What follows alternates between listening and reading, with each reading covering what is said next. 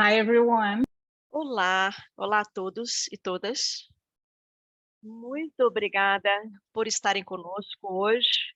AGI Baltimore, Sociedade de Artes e Design, para esse evento online com Rafael Cardoso.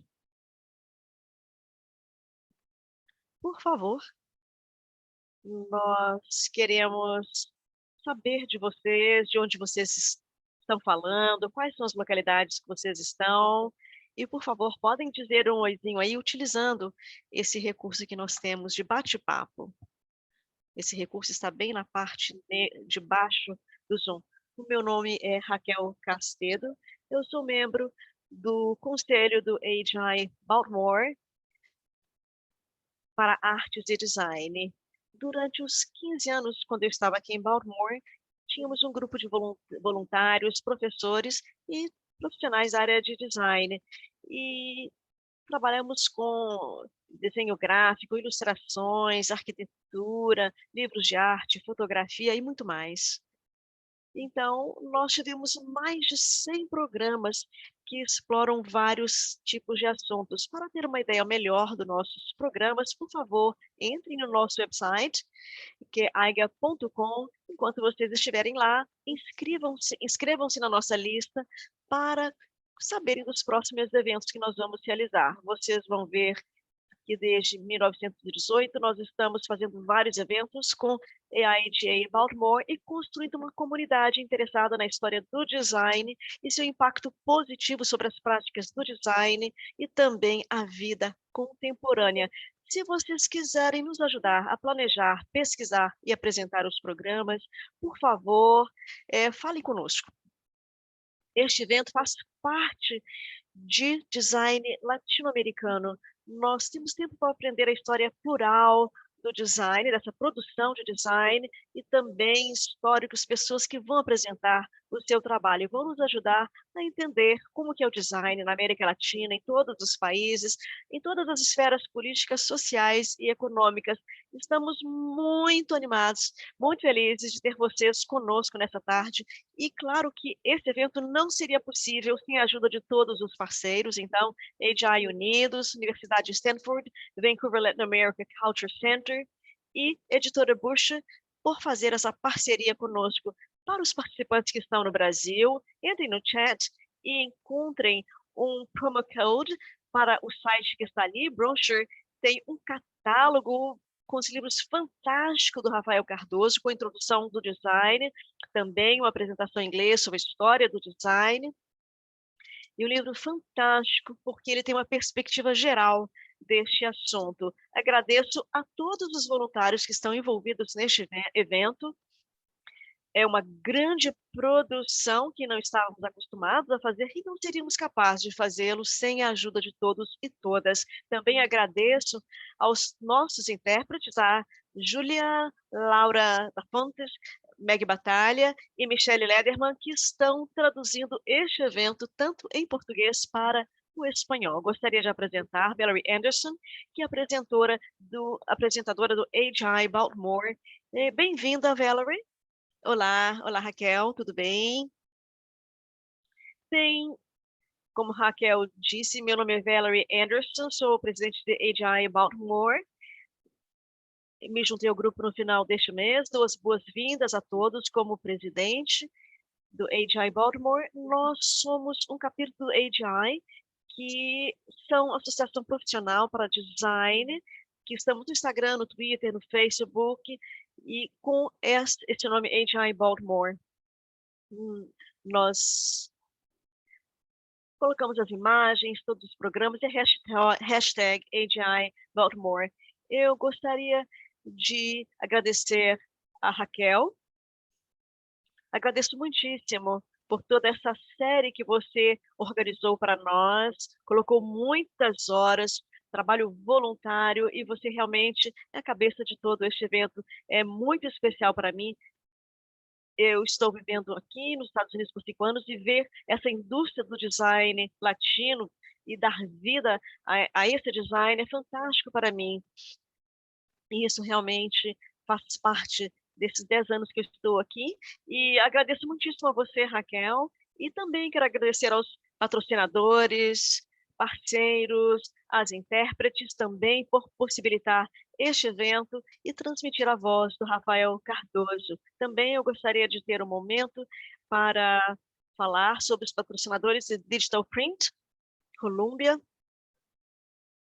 Temos também aqui um link que nós vamos colocar no chat para que vocês possam acompanhar, indigoinc.com, e todos de qualquer país que estejam interessados estão nos apoiando durante muitos e muitos anos, sendo o nosso principal patrocinador. Também quero agradecer aos líderes representativos nacionais, internacionais, e todo o conselho, toda a diretoria do EIG, que trabalharam muitas horas para que esse evento pudesse ser possível. Como eu disse, nós somos uma das maiores associações de designers do mundo, temos esse compromisso de trabalhar com o impacto do design localmente, internacionalmente, e aprendemos, apoiamos todos que estão nessa carreira. Temos 74 capítulos ou chapters, e esses números têm participantes de pessoas de várias partes do país. Trabalhamos com igualdade, equidade,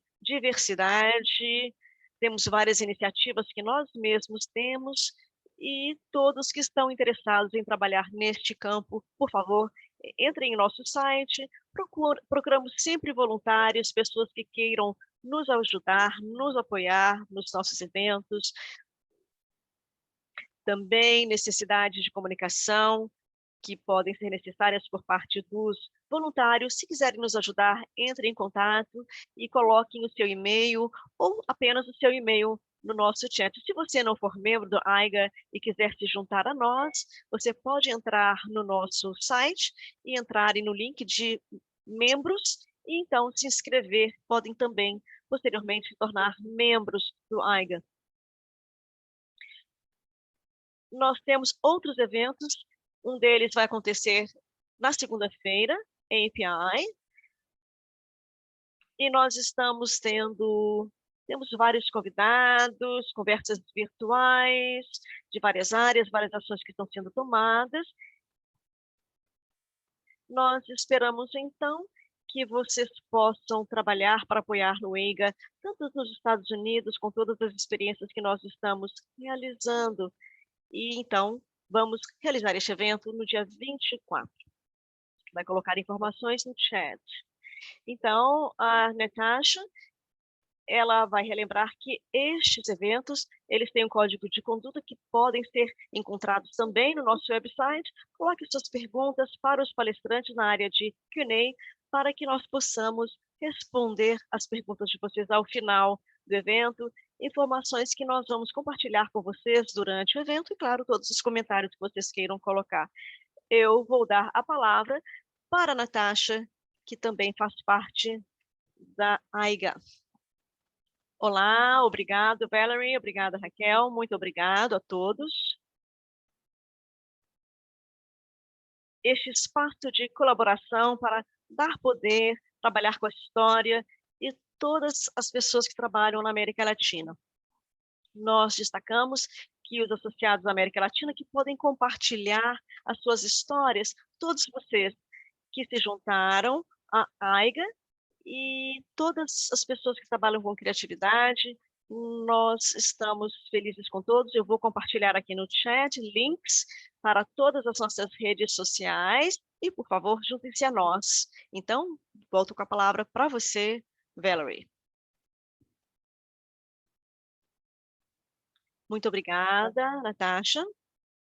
Eu vou apresentar, então, o Rafael Cardoso.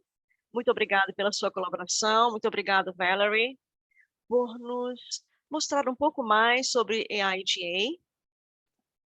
Obrigada a todos e todas. O tempo de vocês, dos participantes que estão aqui conosco. E antes de apresentar o nosso palestrante, eu vou dizer que este evento vai durar 1 hora, e como o Valerie disse, nós vamos ter uma sessão de perguntas e respostas. Se vocês as tiverem, por favor, vocês podem colocar neste recurso que nós temos no Zoom, escrever a sua pergunta, observações, e podem colocar as perguntas tanto em português quanto em inglês e em espanhol, se for necessário. Estou honrada de apresentar o nosso palestrante. Eu adoro o trabalho que ele faz. Eu tenho muitas das suas publicações, muitos livros na minha estante. Rafael Cardoso é um historiador, um artista, autor de vários livros de ensaios sobre a arte brasileira, design, e também escreve com frequência para a mídia no Brasil e na Alemanha. Ele já participou de várias exibições, de várias amostras no Rio, em São Paulo. Os seus livros foram traduzidos em alemão, em espanhol e italiano. Cardoso atualmente é um membro do Postgraduate Program in Art History na Universidade do Rio de Janeiro e é um pesquisador na Universidade de Berlim. No seu livro Modernidade em Preto e Branco, ele fala sobre a arte moderna, inovação e o que aconteceu no Brasil. Estamos extremamente contentes de tê-lo conosco. Te dou as boas-vindas, Rafael. Thank you, Raquel. Eu vou compartilhar a minha tela com vocês, em primeiro lugar.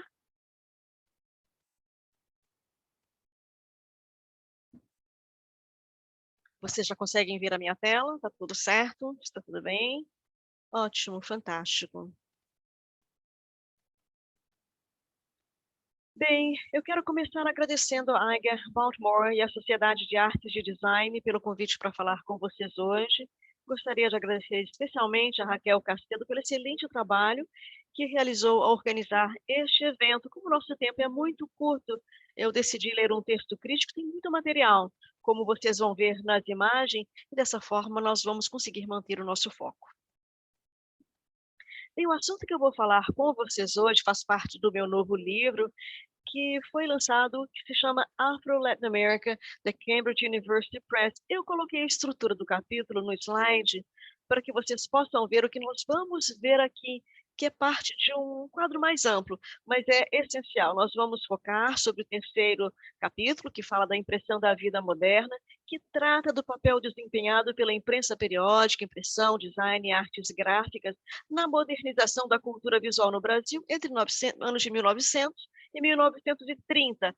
Esse tópico foi praticamente o ponto de partida para a pesquisa sobre o livro, e o argumento desenvolvido ao longo dos 5 capítulos foi fortemente baseado em materiais dessas revistas. O que eu quero fazer com esse terceiro capítulo é dar destaque a essas revistas, utilizando-as não como fontes apenas, mas examinando-as como objetos de estudo por direito próprio.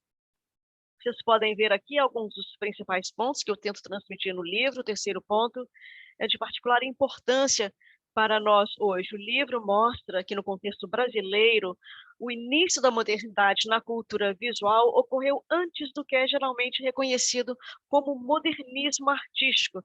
Para alguém que olha o material pela primeira vez, isso pode parecer como um ponto óbvio. Algumas das imagens que nós vamos ver hoje foram produzidas nos anos de 1990 e 1910. São modernas, mas foram produzidas uma década antes dos esforços de artistas como Anita Malfatti, Tarsila do Amaral, de Cavalcante ou Vicente Torrego Monteiro. Estes e outros artistas chegaram à idade adulta em uma cultura visual que já estava impregnada de ideias do modernismo e do modernismo. Muitos mostram que havia já uma vanguarda na pintura, na escultura brasileira, quando nós comparamos com outros trabalhos feitos comercialmente, que eram consumidos por estes belos artistas em sua existência cotidiana. É um ponto importante na cultura brasileira histórico, porque ele mostra a cultura visual em meios gráficos, mas que não haviam sido reconhecidos como modernos por causa de uma compreensão elitista do modernismo que mostra um padrão na arte que é chamada alta. No contexto brasileiro, pelo menos, essa alegação de precedência é evidentemente falsa. Vamos começar, então, após o ano de 1900, com a chegada da Art Nouveau no Brasil, que tinha sido um sucesso na Exposição Universal em Paris. Art Nouveau, literalmente, que se denomina a nova arte, tomou conta do Rio de Janeiro, então a capital do Brasil, entre os anos de 1900 e 1914, mas estava em toda parte. Era um estilo, um rótulo, uma marca. E depois ele se tornou muito especial no Brasil, e se tornou um sinônimo de qualquer coisa que fosse novidade ou diferente do que era convencional ou tradição. O estilo, o lugar, o cenário onde ganhou mais visibilidade foi na mídia impressa. Esses 3 principais periódicos de arte nouveau, nesse primeira década do século XX, temos aqui a Ateneida, que está à esquerda, que durou menos de um ano, em 1903. Depois temos o Cosmos, que está no meio, que foi circulado entre 1904 e 1900, e Renascença, que está à direita, de 1904 a 1908. Cosmos e Renascença são ambas belíssimas revistas e mostram esses padrões de qualidade muito altos da impressão nos anos 50. Eram revistas de luxo, que era também para um público de elite, mas elas não eram ainda comerciais, mas reuniam recursos humanos necessários que gerariam novas revistas destinadas a um público mais amplo na década de 1910. Vamos começar então com a Ateneida. Vamos utilizar esse termo vanguardista, que é quase um manifesto dessa nova arte. Era o que nós chamaríamos hoje de uma pequena revista que durou pouquíssimo, com apenas 10 números, e os últimos 3 foram publicados em uma única edição. Os principais impulsionadores desse movimento, o artista Hélio Seliger, que está aqui no centro, depois temos Chacon, que era o editor, que vocês podem ver aqui, financiava, fazia as conexões. O artista, ele tinha uma família de imigrantes e ele que realmente era o animador dessa nova arte. Ele tinha vivido de 96 a 1901 em Paris, em Munique, onde ele havia estudado com pintores como Anton Asby e também, talvez, com Franz van Stuck, e depois entrou em contato com a revista Jugend. Seliger, ele era muito conhecido como a vida da arte no Rio de Janeiro. De fato, antes de 1903, ele era mais conhecido como uma criança selvagem entre a classe boêmia da cidade do que como artista. A Teneida é muito ilustrada, e principalmente dos padrões de 1903, que faz uso frequente de fotografias. Essa reprodução fotomecânica não era uma norma para os periódicos impressos naquela época. A mais antiga reprodução impressa na mídia, na imprensa brasileira, veio em 1895, mas o uso de tais técnicas só decolou comercialmente depois de 1900, principalmente uma revista chamada Revista da Semana. O padrão para revistas ilustradas no Rio de Janeiro era ainda utilizando impressão litográfica e zincográfica de imagens, porque a impressão era offset antes dos anos 20 no Brasil. De forma estilística, a Tenaide tem uma mistura de art nouveau, simbolismo e talvez o que nós chamaríamos de expressionismo. Vários ilustradores, eles estavam nessas páginas, incluindo Raul Pederneiras, Silinger, Heitor Malaguti e Lucílio de Albuquerque.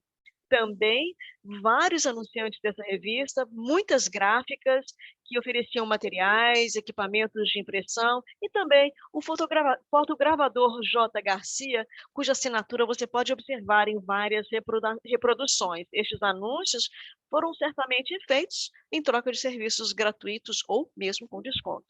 Quando eu falo que Ateneida é quase um manifesto, dizer que serviu de ponto de encontro para um grupo heterogêneo que era um grupo de vanguarda, um grupo quase anacrônico, que poderia ser classificado como um grupinho, um grupo boêmio, ou até mesmo uma confraria.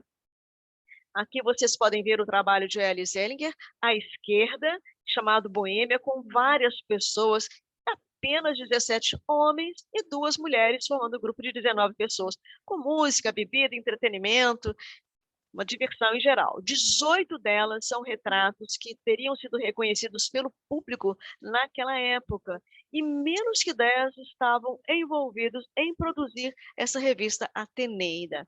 O quadro ganhou o prêmio de viagem no Salão Anual, e depois foi reproduzido nas páginas da revista, o que reforça a natureza autoconsciente da associação entre o artista e também a revista e o grupo que girava em torno da produção dessa revista. Esse mentor intelectual do grupo foi o escritor e crítico de arte Gonzaga Duque, junto com Eliseu Visconti, que está aqui à direita. Esse crítico foi uma das primeiras pessoas no Brasil a discutir o conceito de arte moderna.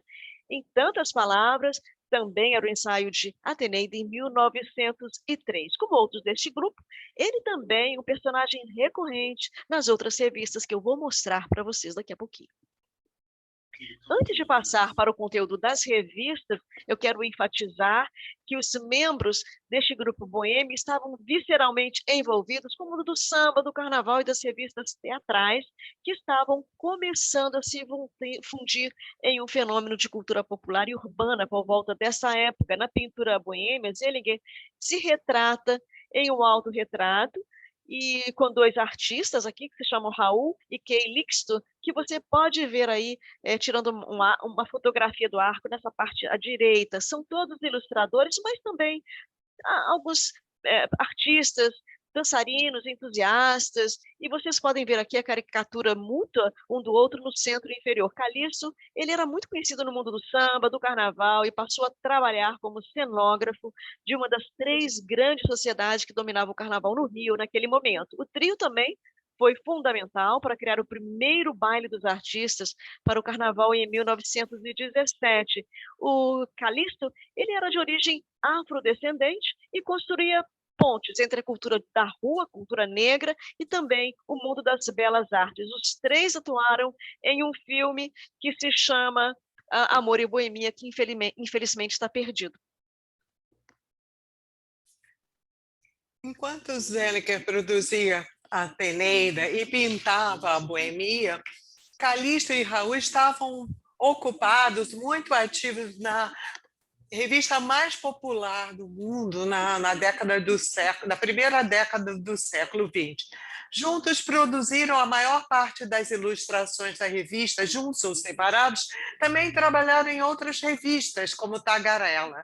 Pode-se dizer que eram celebridades no Rio na década de 1900 e estavam envolvidos na vida cultural da cidade. As charts à esquerda de Calixto mostra 2 homens curvados sobre pranchetas, com a cabeça apoiada nas mãos e possivelmente de ressaca, e quebrando a cabeça para pensar algo novo. E a legenda diz: todas as boas ideias já tinham sido usadas no carnaval. Depois que a Ateneida parou de ser publicada ao final de 1903, parte do seu pessoal, artistas, escritores, jornalistas, editores, decidiram criar uma nova revista chamada Cosmos. A primeira edição foi lançada em janeiro de 1904. Cosmos era menos exclusivista do que a Ateneida, mais séria, mais elegante em termos de papel, impressão e design. Jorge Schmidt era o proprietário e foi fundamental para a existência de outras 3 revistas que ainda falaremos hoje. O editor-chefe era Mário Bering, que depois foi dirigir uma revista de cinema, Cineart. Cosmo estabeleceu-se como um novo padrão de layout e tipografia, inclusive com fotografias a cores. Notavelmente, foi um dos primeiros periódicos no Brasil a dar igual importância a artistas e escritores. Em março de 1904, 2 meses depois do lançamento da Cosmos, uma revista cultural e literária rival foi criada, a Renascença. Apesar de custar um pouco menos do que a concorrente, a Renascença superou a Cosmos em termos de design gráfico e qualidade em impressão. Pertencia a Eugênio Bevilacqua, que possuía uma empresa familiar, Bevilacqua e Companhia, especializada em impressão de partituras musicais, com muita expertise nas artes gráficas, e quase imediatamente Renascença sobressai pelo uso de tintas coloridas e metálicas e elegância no design das páginas. O diretor de arte era o pintor Henrique Bernadelli, que, como uma exceção, possuía o mesmo status que o editor Rodrigo Otávio, e juntos fizeram a publicação, e ambos que desejavam que ela fizesse jus ao nome, um esforço consciente dentro das artes gráficas. A arena em que a revista Renascença foi capaz de superar os rivais foi utilizando a reprodução fotomecânica. Foi a primeira revista no Brasil a realizar a impressão a cores de uma fotografia, através de um processo de tricromia, e em 1904 a imagem dos abacaxis no canto superior à esquerda. A segunda imagem foi manipulada para dar um close das faces dos delegados brasileiros participantes da segunda conferência de Haia, em 1908. Um dos membros da família Bevilacqua, Silvio Bevilacqua, era um ativo associado do Fotoclube do Rio em 1905. As exposições que o Fotoclube realizava eram cobertas com regularidade pela revista. Outros fotógrafos, como Luiz Musso, também membro do clube, trabalhavam com fotogravura na revista, o que ajuda a explicar o interesse pelos novos processos e técnicas. Antes de encerrar o assunto das revistas Art Nouveau, quero chamar a sua atenção para 2 pontos importantes que se relacionam com o período posterior. O primeiro ponto é a participação de uma rede de fornecedores, firmas, fotógrafos e artistas gráficos na revista que fundamentaram o caminho para as grandes mudanças que remodelaram a impressão e a arte gráfica no Brasil na década seguinte. Durante o período colonial no Brasil, qualquer tipo de impresso foi proibido pelas autoridades até 1808, quando ocorreu a chegada da família real e a corte portuguesa no Rio, colocando a colônia na condição de sede do Império Português. Daí por diante, a imprensa e a tipografia foi bombástica ao longo do século XIX, mas ainda assim, no início do século, ainda era mais um negócio que uma indústria, até se mudar radicalmente, se tornar uma indústria, em escala de massa. O segundo ponto importante refere-se à ligação entre as revistas Art Nouveau e as populares que as sucederam. A rede de artistas, escritores e jornalistas como João do Rio, Heloísio de Carvalho, Lima Campos, Mário Perdeneiras e principalmente Gonzaga Duque integrava os 3 periódicos que comentamos. Essa rede teve um papel decisivo para a circulação em massa das revistas que surgiram na década de 1910. Sob uma supervisão crítica, surgiu uma geração de artistas que são lembrados pelos seus méritos individuais, mas quase nunca parte de um movimento de modernização. Junto com as revistas luxuosas que estivemos falando até agora, também surgiu uma variedade de revistas mais baratas ao final da década do século XX, competindo pelo maior público de leitores possível. No país em que a maioria das pessoas eram analfabetas, essa não atende à definição de mercado de massa da Europa ou dos Estados Unidos, mas estamos falando de revistas semanais que alcançaram uma abrangência nacional e com centenas de milhares de exemplares, graças à forte dependência nas imagens. As 4 revistas na tela, Revista da Semana, O Malho, Fonfon e Careta, foram todas criadas na primeira década do século XX e permaneceram em circulação por mais de 50 anos, o que é algo extraordinário para a cena de mídia brasileira naquele momento. Juntas, elas representam o afastamento dos padrões tecnológicos e artísticos do período e defendo que marcam o início da cultura de revistas modernas no Brasil, apesar do uso frequente e incorreto do termo revista desde o século XIX. Existem múltiplos aspectos de correlação entre as revistas em termos operacionais, administrativos e tecnológicos. Fonfon e Careta, inicialmente, eram de propriedade de Jorge Smith. Fonfon nasceu diretamente da Cosmos, anunciada como uma publicação irmã durante os últimos dias de existência da Cosmos. Elas compartilhavam o mesmo território e viés cultural, a maioria instalada dentro de uma pequena malha de ruas no chamado Centro Antigo do Rio. Os homens que a dirigiam, e quase todos homens, compartilhavam da mesma visão e enfrentavam a difícil tarefa de representar a imensa diversidade do Brasil para o público leitor. E mais prosaicamente, eles compartilhavam o mesmo quadro de funcionários, além dos artistas e jornalistas que transitavam entre elas, disputavam os poucos profissionais inovadores na parte técnica. Os 4 homens à esquerda são os principais fotogravadores no Rio, e em 1916 eram só parte da revista Fonfon. e que incluía também a revista Seleta. Essas são as primeiras páginas da edição da revista Fonfon, em abril de 1907. Conta a história do nascimento da revista no artigo chamado Meu Carnaval. Um pouco atrasado, já que o carnaval normalmente é em fevereiro ou início de março. É narrado pelo mascote da revista, esse chofé de aparência sinistra à esquerda, desenhada por Calixto.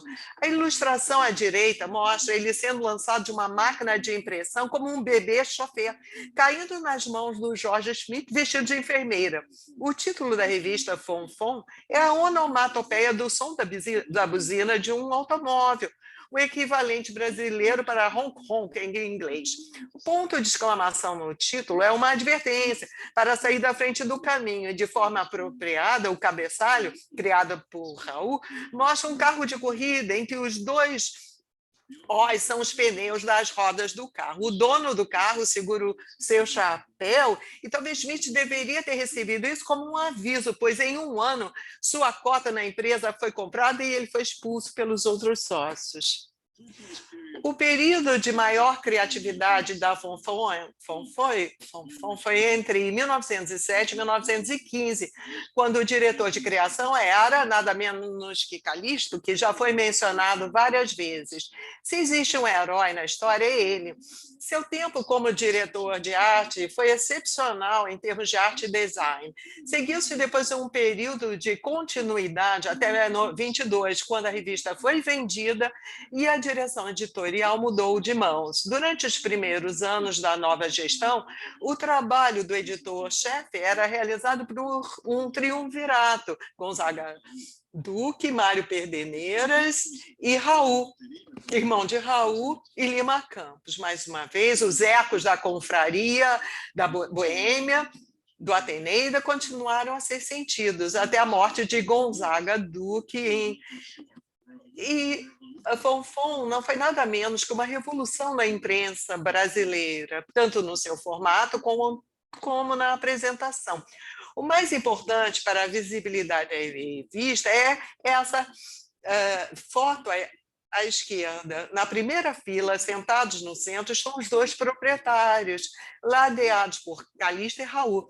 Eles são as estrelas da revista, não os escritores e editores. Ao longo dos primeiros 15 anos, Fonfon produziu uma surpreendente variedade de criações para as capas da revista. Um pouco de tudo, o bom, o belo, o ruim, o feio, ou mesmo o banal e o trivial. Um aspecto interessante é que, diferente da maioria das revistas que a antecederam ou sucederam, Fonfon não tentou impor uma identidade visual única para as suas capas. Não havia uma abordagem única ou sistemática em como a informação era integrada nas capas. Bem ao contrário, o nome da revista era camuflado com frequência, como essa do Raul à esquerda, onde é soletrado com nuvens de fumaça. Ou a capa do Calixto no centro, o nome desaparece para dentro dos hieróglifos na base da capa. As capas eram criadas através de experimentações interessantes, como essas três do Calixto, no início da década de 1910, propiciando uma estética fotográfica através de contrastes e enquadramentos. A revista não temia testar os limites entre ilustração e reprodução fotográfica nas suas capas, levando em conta a premissa que o público da década não conhecia as possibilidades do manuseio fotográfico, nem eram sofisticados o suficiente para entender as ambiguidades das fotografias como registros do fato visual. Como composição fotográfica, o uso de cortes e manipulação de imagens nas capas da Fonfon foi revolucionária. A capa à direita, em junho de 1917, poderia ser usada em 1950, com pequenos ajustes, e muito inovadora. As ilustrações comuns continuaram a ter um importante papel na Fonfon até 1930. Um trabalho artístico original de um único artista e, com frequência, uma solução rápida e simples, me ajuda muito quando se possui artistas gráficos de primeira linha, como Fernando Correia Dias, autor da capa de 1900 2016, no centro, em que mescla o nome da revista com fogos de artifício com a capa do Calixto, na edição de 1911, à esquerda. Eu não quero deixar a impressão que Fonfon se resumia a capas incríveis, mas também o design da página foi inovadora para a década, colhendo os louros dos experimentos fotográficos realizados anteriormente. Essa imagem maior no centro à direita é uma tour de posse do fotoengravador J. Garcia, já mencionado. Aqui a imagem foi impressa em um clichê tipográfico, uma matriz, produzido de uma fotografia retocada, talvez com airbrush.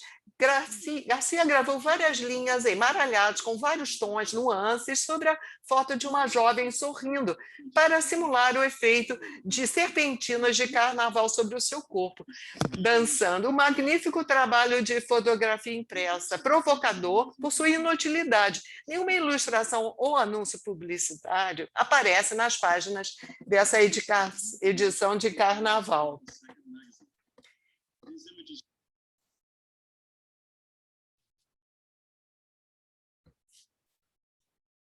Da escala desse trabalho, encadernadores, compositores, impressoras em funcionamento nas máquinas modernas, das quais os proprietários mostram as suas capacidades de impressão. Essas revistas principais na época que serviam um propósito duplo, para impressionar os eleitores e também humilhar a concorrência.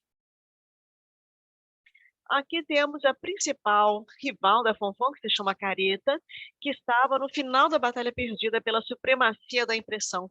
Compraram muitas máquinas, oficinas nos seus primeiros anos, e em 1909 teve à frente de outras revistas um dispendioso negócio de impressão de fotografias coloridas. O esforço, no entanto, foi demais e a revista desistiu de aventuras desse tipo. Em 1910, a Careta, então, já tinha uma fórmula com uma forma de se sustentar durante muitos anos. Uma capa simples, um design sóbrio e também uma postura mais conservadora politicamente. Ao longo de sua longa existência, que se estendeu de 1908 a 1960, a revista teve um declínio na sua qualidade de impressão, e depois, principalmente após a morte de George Smith em 1935, Careta, então, poderia ter sucumbido ao investido experimental do seu rival, Fonfon, na época, na década de 1910. J. Carlos, ele trabalhou principalmente na revista entre 1908 e 1922, e nesse período ele produziu a maior parte do seu conteúdo visual sozinho. A presença era suficiente para garantir uma leitura fiel de sua revista. Então, foi o sinal dos tempos, quando a editora rival de revistas chamou para longe. Em 1902, o Malho e suas publicações irmãs foram vendidas a José Pimenta de Melo, proprietário de uma antiga gráfica comercial no Rio, de 1845, que não estava muito envolvido com a publicação. Reuniram várias capacidades, indústrias substanciais e um braço muito poderoso para juntar-se esse conglomerado de mídia no Brasil. Pimenta de Melo contratou o J. Carlos sobre um contrato exclusivo como diretor de arte para todas as revistas da empresa, mais um outro editor e escritor, Álvaro Moreira, com outras pessoas com Cosmos e Fonfon. E juntos, em 1922 e 1931, os dois homens inaugurariam uma nova era na publicação de revistas brasileiras. Essa sociedade anônima O Malho foi reformulada e teve mais do que 5 das revistas mais vendidas nas décadas de 1920 e 30. Um semanário de notícias e eventos atuais. O Malho, ele também tinha uma revista Tico Tico, um livro para todos, um mostruário literário fantástico, com uma nova revista de cinema também, chamada Cinearte. Eles cresceram, mas sofreram também com seus predecessores, como Fonfon, e que foi vendido em 22, e depois teve envolvimento de outras revistas de arte nouveau nos anos de 1900. Durante a década de 1920, uma nova geração de revistas nacionais trouxe diferentes estilos e padrões de design. Houveram algumas continuidades, também os títulos mais antigos continuaram a existir nos meados do século XX, mas o meu objetivo aqui era chamar a atenção para o que veio antes dessas publicações mais conhecidas dos anos de 1920 e 1930. E para mostrar que a modernização da cultura visual brasileira, por meio das artes gráficas, já estava bem encaminhada antes das datas normalmente aceitas para o modernismo artístico brasileiro. Muito obrigada. Nossa, Rafael, muitíssimo obrigada pela sua apresentação. Realmente é fantástico que você tenha terminado com essas 4 revistas que você compartilhou conosco ao final, porque estas são as revistas que estamos mais familiarizadas, publicações incríveis que foram circuladas, e realmente é fascinante todas essas publicações e o design, claro, os grandes artistas que trabalharam e prepararam, sei lá, as bases, né, para o que viria posteriormente. Realmente é incrível tudo isso que você nos mostrou. Eu acho que realmente é quebrando, né, quebrando aquelas estruturas que existiam anteriormente. O que me veio à mente, em primeiro lugar, Rafael, as pessoas podem sim enviar suas perguntas, temos muitos comentários aqui no nosso bate-papo. As pessoas perguntam o significado da palavra careta, o que que é isso em inglês, porque é muito interessante. Porque para mim, o primeiro significado seria fazer caretas, não é mesmo? As pessoas também dizem que acho que tem algo meio com algo antigo. Você tem um comentário sobre essa palavra careta? Careta significa fazer caretas, como se fosse uma máscara também, mas o nome da revista, Careta, que vem desse significado, o uso coloquial é antigo, meio, sei lá, pessoa que está no passado, que vive no passado. Eu vou procurar, mas eu acho que vem desse fato que a revista se foi ficando muito conservadora, sabe. Então, também sempre sempre foi uma revista conservadora politicamente e bastante racista, sexista comparado com os dias de hoje. Nos anos 50, 60, mais ou menos, ela tinha se tornado extremamente velha, antiga, ultrapassada, né. E talvez daí tenha surgido o nome, porque a revista, sim, era antigona, e aí associava-se com estar fora de moda, antiga, ultrapassada. Mas eu vou buscar provas nos arquivos sobre o que eu disse. Eu realmente tenho um pouco de dúvida, é apenas especulação, viu, pessoal? Mas eu acho interessante o que você diz, Rafael. Como a palavra clichê, também a mesma palavra clichê, tem tantas palavras que nós utilizamos na arte, que está relacionada à arte gráfica, história, que tem vários significados. Eu tenho algumas perguntas para você aqui. Uma objetiva para você. Será que essas imagens que você colocou aqui estão no seu livro, Rafael? Sim, algumas imagens estão. O livro tem 60 imagens. Eu, pelo que eu mostrei para vocês, talvez 10% estejam no livro. Mas, claro, se alguém tiver interesse, nós podemos publicar mais livros, com certeza. Eu tenho certeza que as pessoas vão estar interessadas, sim, no seu livro Modernidade em Preto e Branco.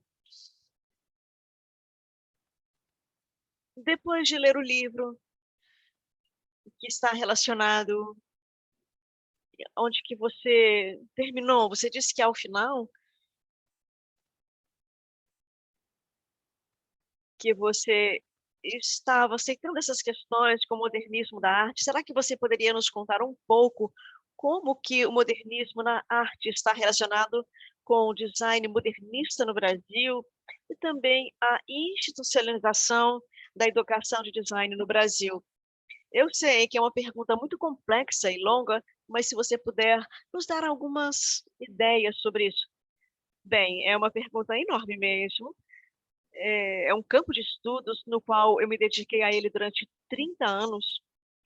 Não é fácil resumir em uma resposta curta, mas eu diria, é algo canônico no Brasil. O início do modernismo no Brasil, 1922, onde houve um evento que se chama o Encontro da Arte Moderna em São Paulo, com várias pessoas da música clássica, modernismo da arte, com vários expoentes, vanguardistas, todos juntos nessa Semana da Arte Moderna. Eu, como historiadora, o que nós fazemos com todo esse grande material que foi produzido antes disso? Quando eu leio os arquivos, eu me surpreendo que nos anos 1900, 1910 e tal, havia uma grande quantidade de coisas que eram bem modernas. Como que isso se encaixa nessa ideia que o modernismo começou apenas em 1922? E a resposta que eu encontro é que o modernismo não começou realmente nos anos de 1922 e posteriormente. Havia um grupo que controlava essa narrativa e diziam: nós somos os modernistas e o que houve antes não é modernismo.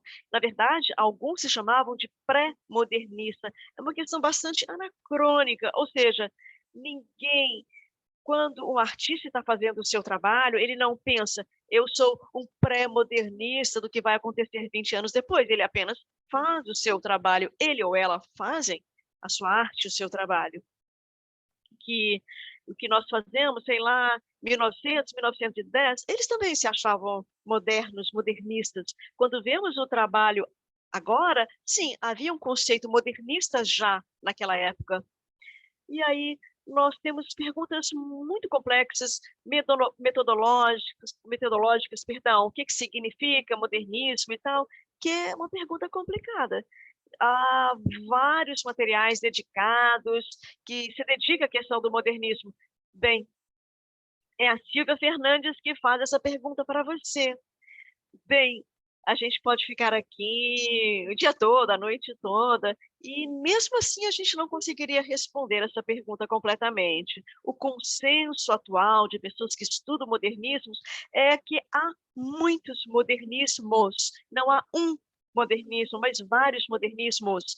Então, no Brasil, o que acontece em outras partes do mundo é que um grupo diria: nós somos os modernistas, e os outros não são. Bem, isso tem a ver com poder, relação de poder, fazer marketing, você se colocar nessa posição de ser o grupo e tal, que tem o poder.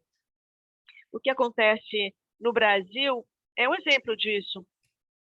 A questão de 1922, não havia nenhum designers, não havia nenhuma representação da arte impressa praticamente. Depois, esse modernismo de 1922, havia literatura, artes finas, um pouquinho de música, arquitetura, ilustração, mas nada que nós reconheceríamos hoje como desenho gráfico.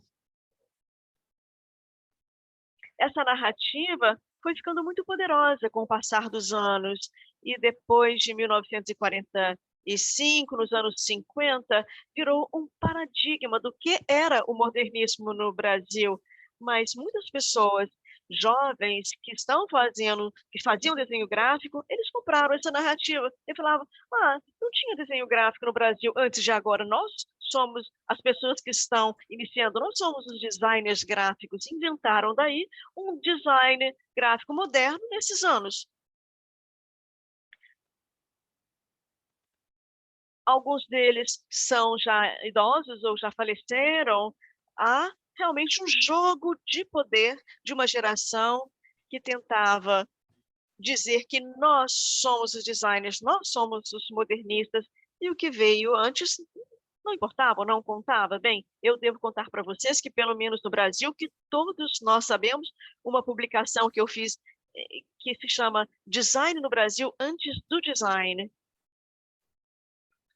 que tem um jogo de palavras para dizer o que que nós vamos fazer com todo esse material que já existia 15 ou 100 anos antes que o design fosse institucionalizado no Brasil. Bem, eu tenho a felicidade de contar para vocês que todos tiveram vários passos e que o design já existia com muitas atividades, talvez você não use a palavra design, que é uma palavra importante em português, mas muitas atividades de design já começou a acontecer desde o final dos anos 1800 e alguma coisa. Então, você disse que era uma pergunta difícil de responder, mas eu acho que você respondeu muito bem.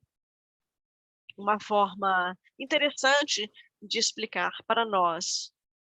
Eu concordo contigo, conforme a minha compreensão, meu entendimento, que você não considera o que aconteceu antes de 1960, 50, que você não considera como design. Bem, isso não é possível, ninguém, as pessoas não acreditam nisso mais. Você também mencionou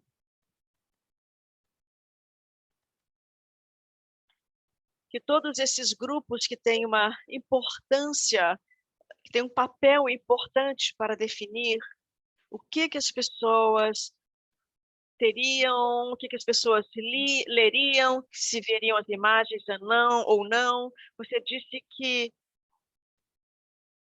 nessas imagens que você mostrou dos grupos, que havia basicamente homens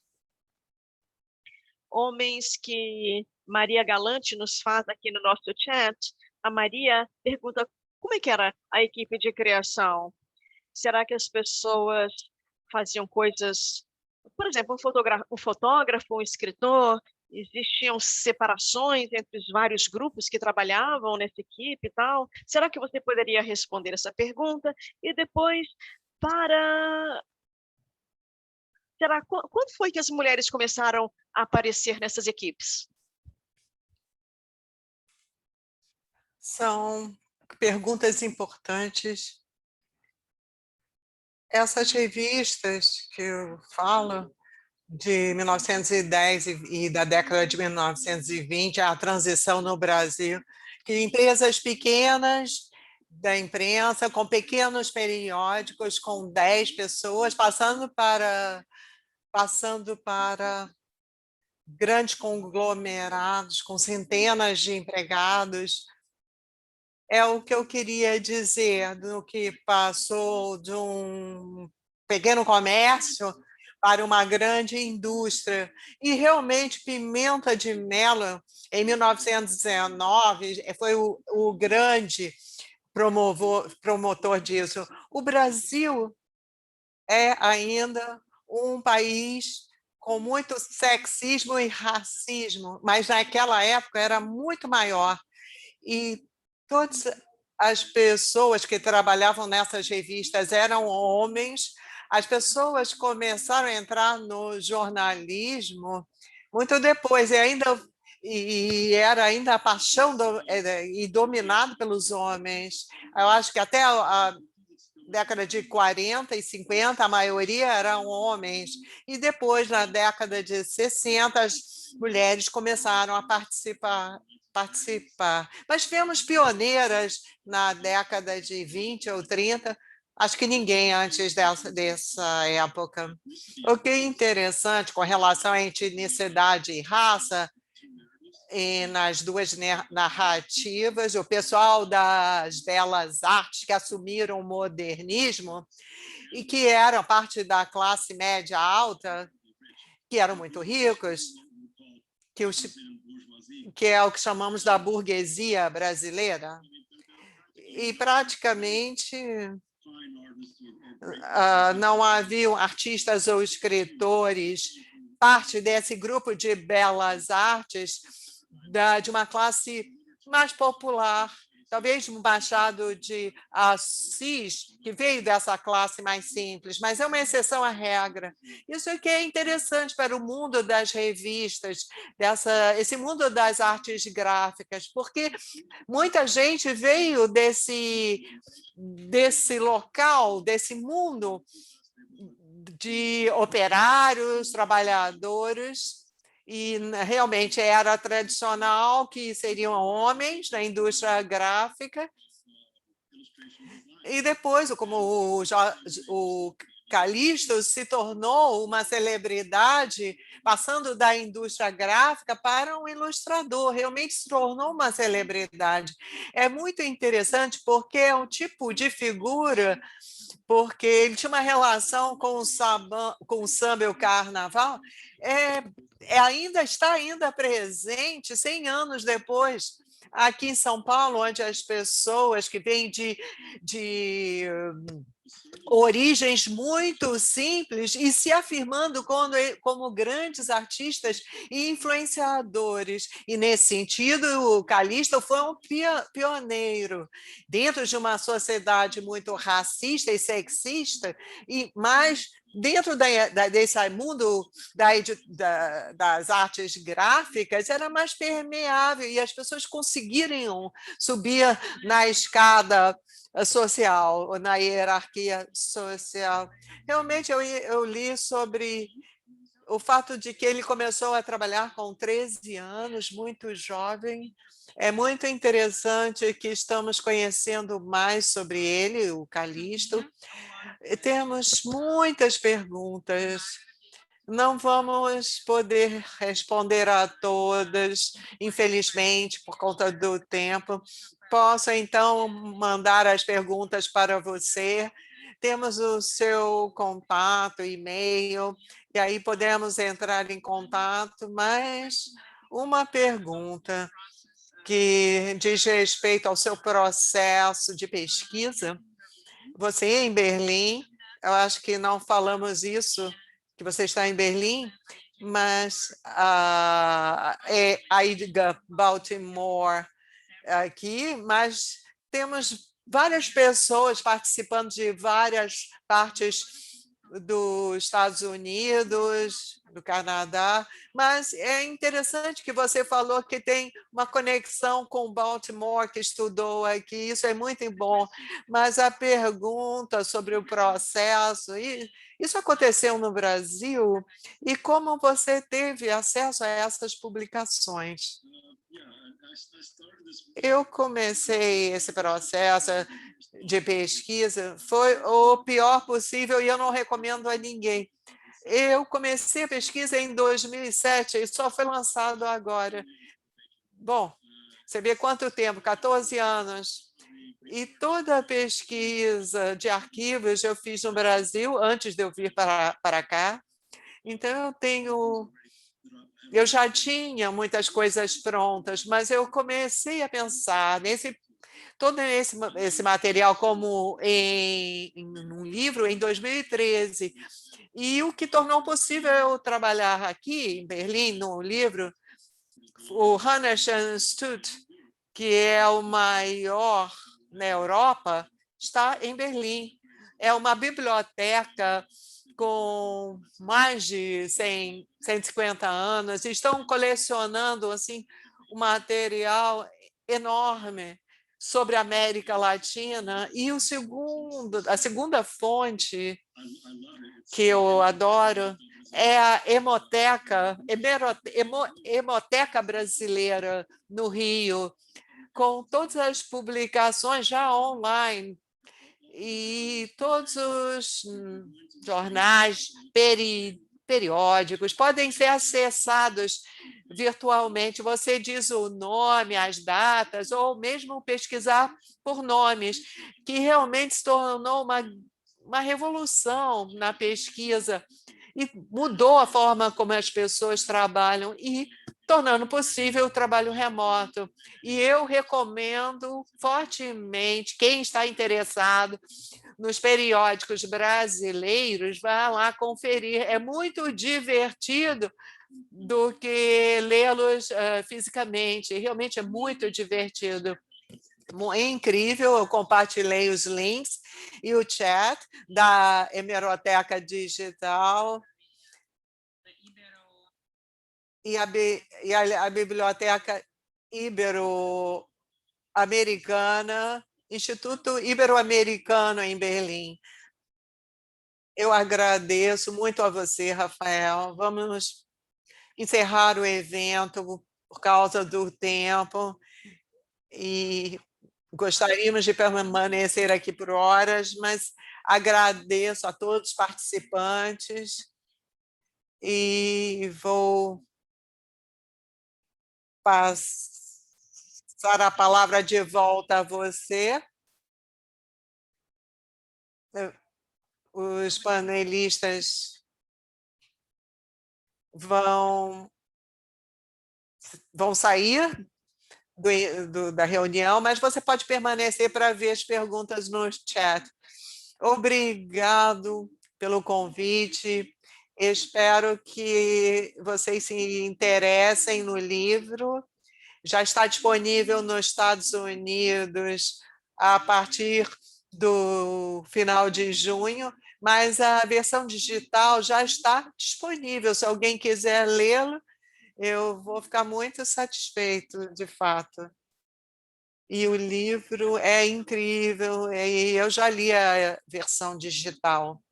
Muito, muito obrigada, Rafael. E mais uma vez agradeço a todos que vieram participar hoje conosco.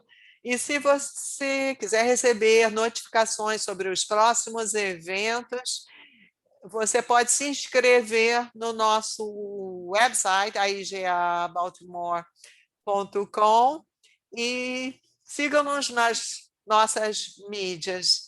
E vamos manter a sala aberta. Obrigada.